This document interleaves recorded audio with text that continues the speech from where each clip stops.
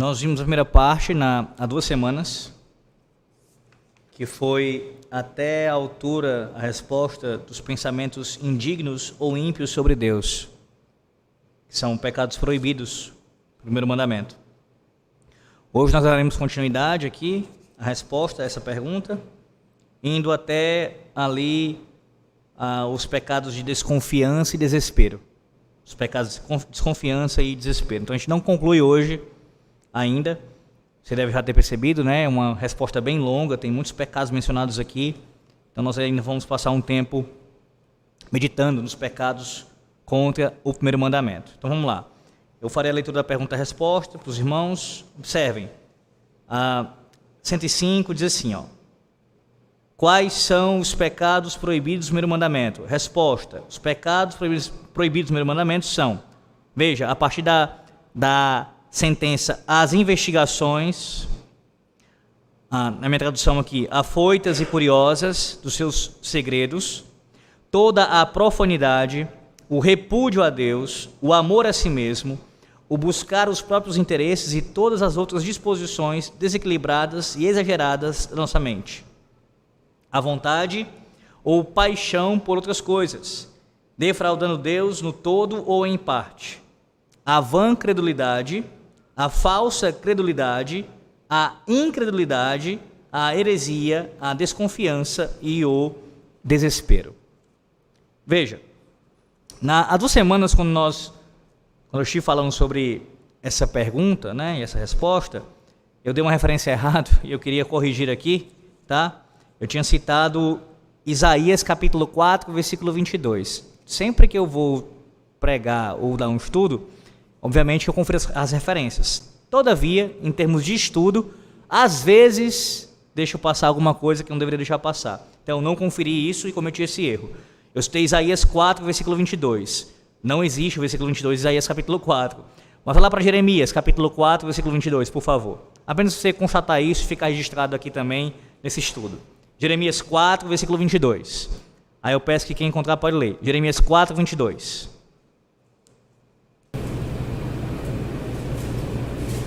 Deveras o meu povo está louco, já não me conhece. São filhos nécios e não inteligentes, são sábios para o mal e não sabem fazer o bem. Esse texto é uma referência relacionada a quê no catecismo? Ora, ao pecado de ignorância quanto ao Senhor e à sua vontade. Então essa é a referência bíblica, tá? Não Isaías 4, 22, porque nem tem o versículo 22, mas Jeremias 4, versículo 22. Mas comecemos a nossa exposição desta noite aqui na primeira sentença.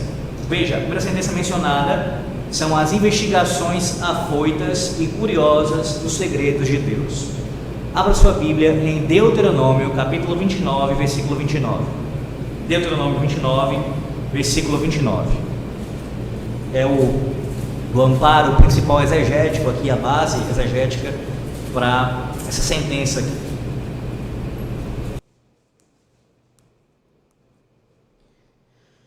Texto bastante conhecido esse texto. Pode ler.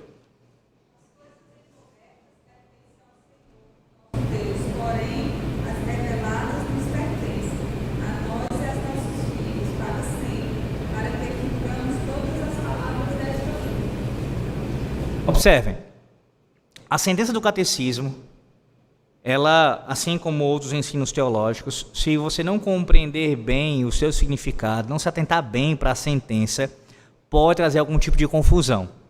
Alguém pode, se não prestar bastante atenção, entender que o simples fato de existir investigação bíblica do conhecimento teológico seria algo proibido pelo primeiro mandamento, pela palavra de Deus. De forma nenhuma, o catecismo não está dizendo isso. Ele não está proibindo a investigação teológica, a busca pelo conhecimento teológico, um aprofundamento do conhecimento teológico. É claro que não. Não é essa a ideia aqui. Tendo como amparo o texto de Deuteronômio 29, 29, nós temos isso de maneira muito clara. Ora, esse texto afirma que existem coisas que pertencem somente ao Senhor Deus, as quais Ele não nos revelou. Mas o mesmo texto afirma que existem outras coisas que Ele nos revelou. E aquilo que ele nos revelou pertence a nós e aos nossos filhos. Aqui, de forma breve, falando sobre isso. Porque nossos filhos, ora, a fala aqui, ela remete à ideia do pacto, da aliança. Então, tanto para nós, como aqueles que estão debaixo da nossa liderança, nossa autoridade, os filhos da aliança, nós recebemos de Deus a sua revelação. Então, a sua revelação que nos foi dada é de fato para nós conhecermos, nos debruçarmos sobre ela, aprendermos o máximo possível do que está nesse texto. Não tenha nenhuma dúvida quanto a isso.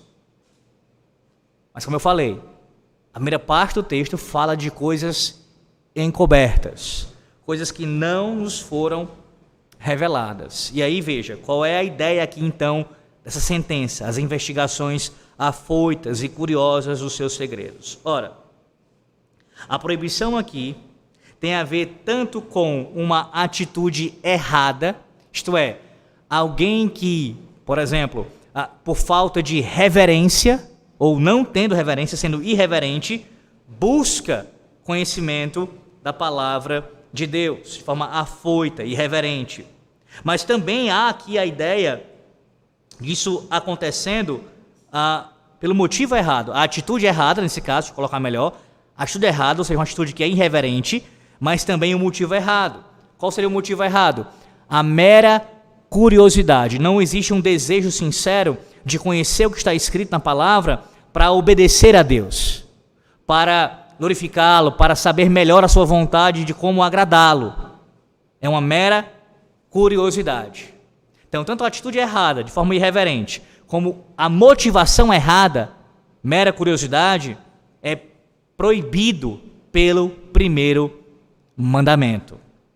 Então você pensa assim, mas pastor, eu acho que isso é visto mais num contexto acadêmico, por parte de teólogos que se debruçam sobre o Antigo e o Novo Testamento, na tentativa de refutar a revelação bíblica, desconsiderando o relato histórico da palavra de Deus. De fato, isso acontece, e muito abundantemente, na academia, mas isso também ocorre no contexto de uma igreja local. Também há pessoas que dentro da igreja, elas têm uma mera curiosidade. Veja, não é errado você ter a curiosidade, você ter o interesse. Mas qual é a atitude? E qual é a tua motivação? É de forma, a atitude é reverente, é no temor do Senhor? E a motivação é, eu quero conhecer mais ao meu Deus para ter uma maior intimidade e comunhão com Ele? Percebe? A mera curiosidade é sim pecaminosa.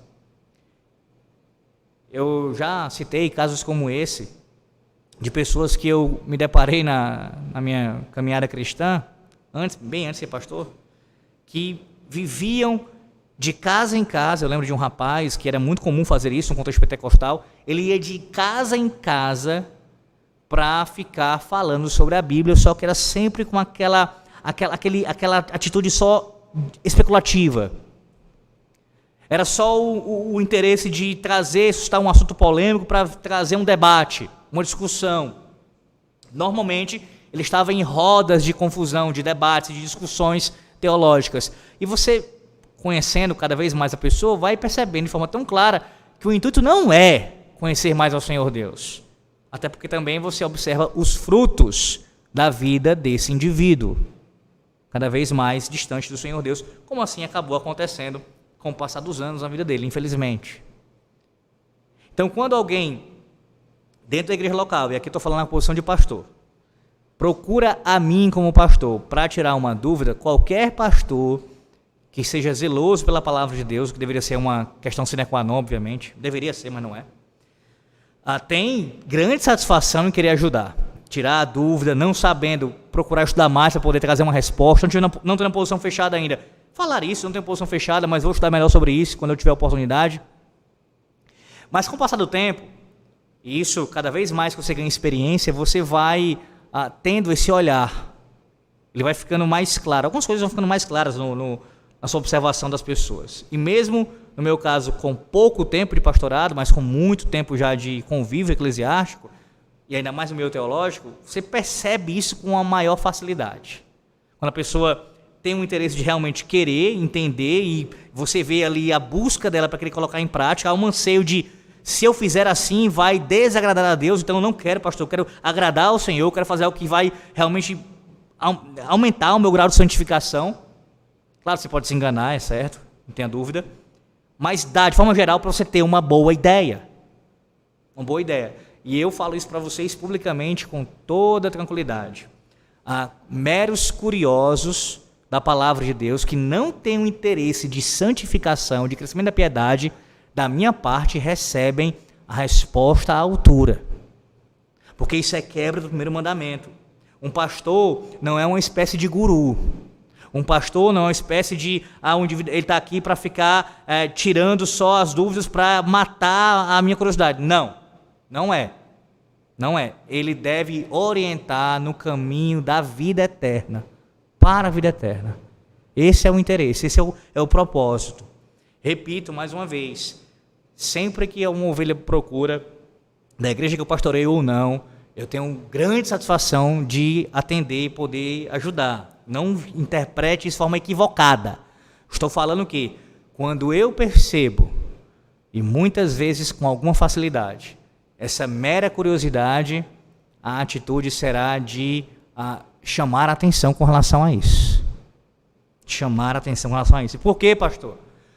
Além de ser quebra do primeiro mandamento, que já deve ser justificativa suficiente, isso também, normalmente, é a semente das querelas numa igreja. Normalmente.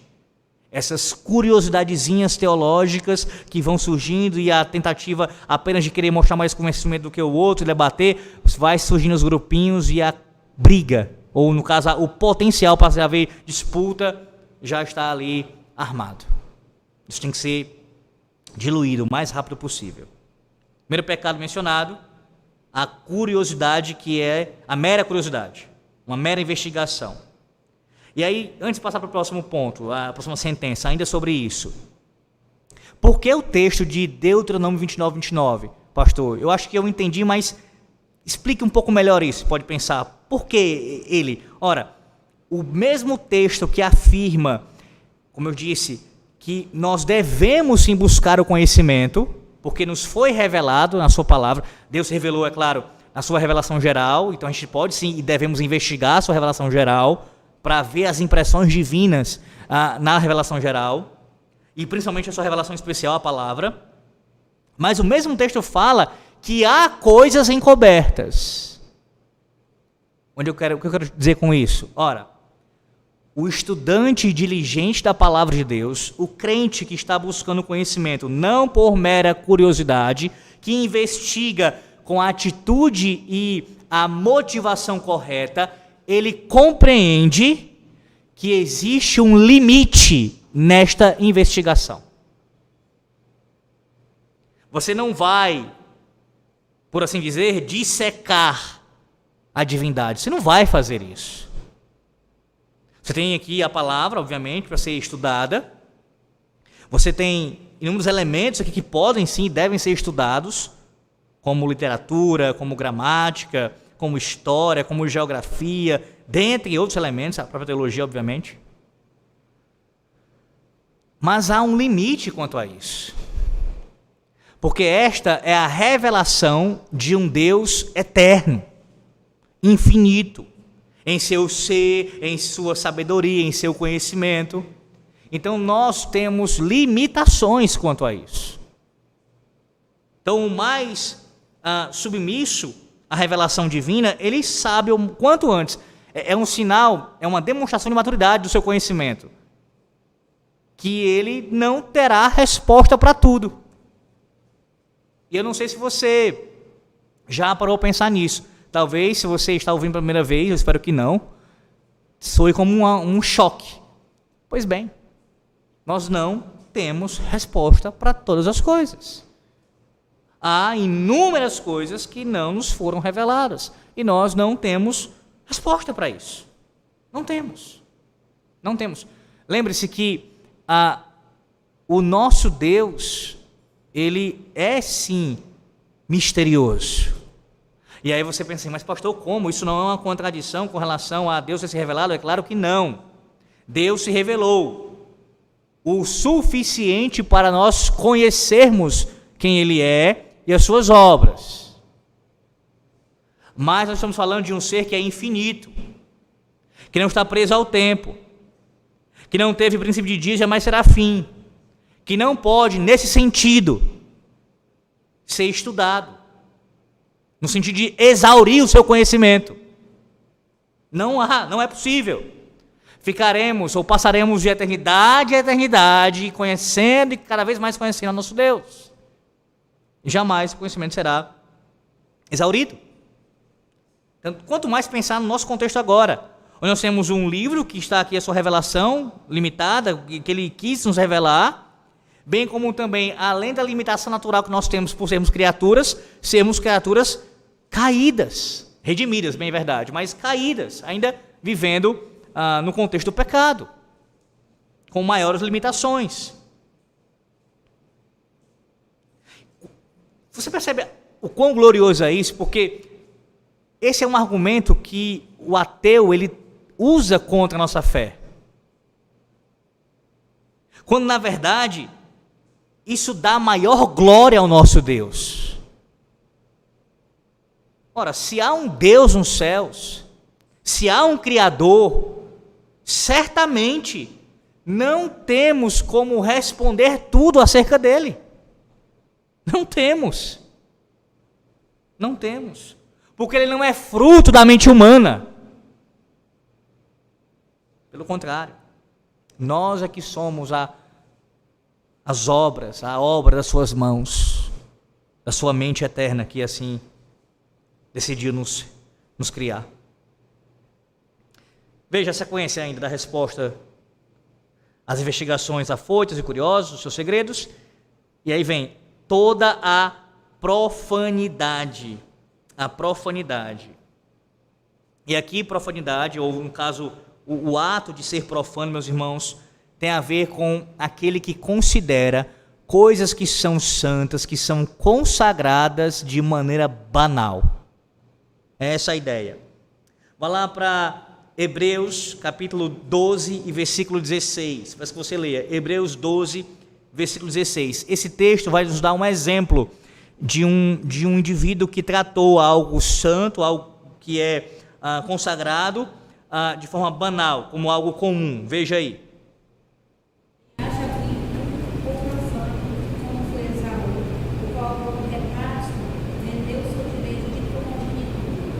Pastor, qual é o ponto aí? Ora, Esaú, ele tratou o seu direito de primogenitura como se não fosse mais valioso do que um prato de comida comum, sendo que era algo consagrado. Isto é um exemplo fora da palavra de Deus, ou pelo menos assim, né, nesse sentido, tá? Histórico, né? Não só diretamente bíblico. Alguém que trata o corpo humano de forma não sagrada. Pense num contexto de canibalismo. O canibalismo, ele pega, trata uma criação de Deus, e a principal das criações do Senhor Deus, de maneira banal. Banal. Ou pense, por exemplo, em alguém que pega a palavra de Deus, a sua revelação escrita, e diz assim, isso aqui é só um livro, são só páginas em brancos com tinta preta sobre elas. E aí rasga a Bíblia, ou pega uma página, arranca e faz dela algum tipo de aviãozinho, sei lá. Trata a palavra de Deus escrita de forma profana. Isso é profanar. É você pegar algo que é sagrado ou consagrado ao Senhor Deus e você trata de forma comum, banal. Um exemplo disso, também pensando em culto solene, é agir dessa forma na ceia do Senhor. A partir do momento em que nós vamos participar da administração do sacramento da ceia do Senhor, aquele momento em que o ministro faz a oração, depois da palavra, instituição, todo aquele contexto, né? Mas pensando especialmente aqui no momento da oração, vocês devem lembrar que uma das coisas que eu menciono é que os elementos agora passam do seu uso comum para um fim religioso, cultico, de adoração a Deus. O que é isso? Eles estão sendo consagrados naquele momento, naquele fim. Por favor, não me entenda mal, que há quem vai dizer que eles permanecem. Até mesmo dizer que, não, eu creio que ele enviou Jesus. Mas, de fato, isso não significa dizer, pela sua simples profissão de fé, o fato de ele falar isso, não se confirma na prática de que ele de fato ama ao Senhor Deus, se ele não tiver sido convertido em seu coração. Só pode amar a Deus sinceramente quem de fato experimentou o seu amor, foi salvo por ele e redimido por ele, pelo seu Filho. Então todos os ímpios odeiam a Deus. Veja o grau de vileza de pecado quando você tem uma pessoa que fala abertamente que odeia a Deus. Porque eu acabei de citar exemplos de pessoas que não falam isso, mesmo pessoas ímpias não vão falar isso. Pelo contrário, se falar isso para ela, ela vai dizer, não odeio a Deus não. Eu não odeio a Deus. Ímpios que negam isso. Por quê? Porque para um ímpio falar isso tão claramente, tão abertamente, é para você ver o quanto ele já mergulhou em seu pecado. Se entregou completamente à sua vileza.